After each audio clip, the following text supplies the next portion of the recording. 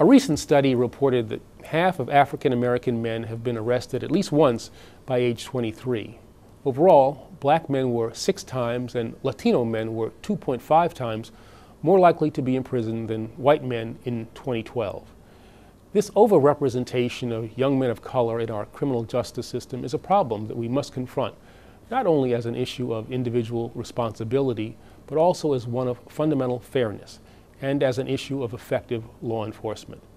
Racial disparities contribute to tension in our nation generally, and within communities of color specifically, and tend to breed resentment towards law enforcement that is counterproductive to the goal of reducing crime.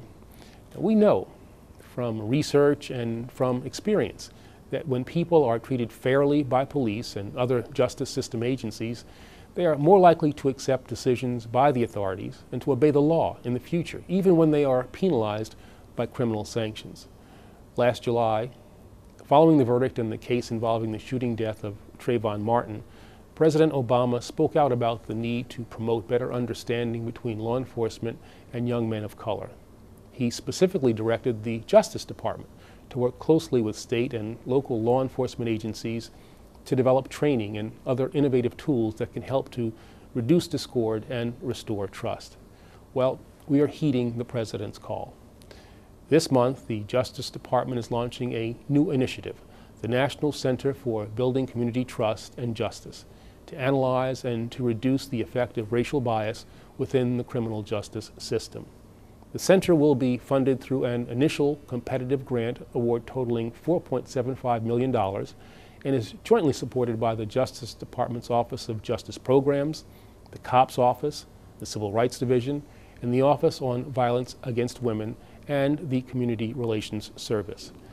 This effort will encompass a broad range of areas in which fairness and trust can come into question, from stops and searches to wrongful convictions. Of course, to be successful in reducing both the experience and the perception of bias, we must have verifiable data about the problem.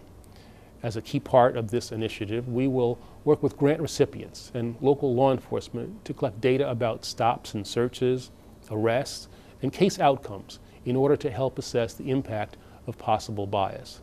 We will conduct this research while simultaneously implementing strategies in 5 initial pilot sites with the goal of reducing the role of bias and building confidence in the justice system among young people of color.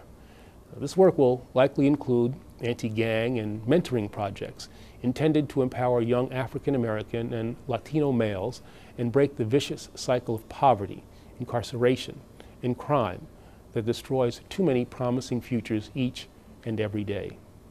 Through partnerships with community organizations and local agencies, the center will build on the work of the department's Smart on Crime initiative to help expand opportunity in neighborhoods that are too often characterized by distress and distrust, to reduce bias and discord, and ultimately to relegate the era of animosity and suspicion to the past.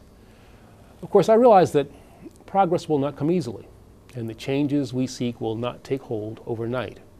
But the Justice Department is firmly committed to the goal of opening doors to cooperation and trust that will ultimately lead to safer and healthier communities.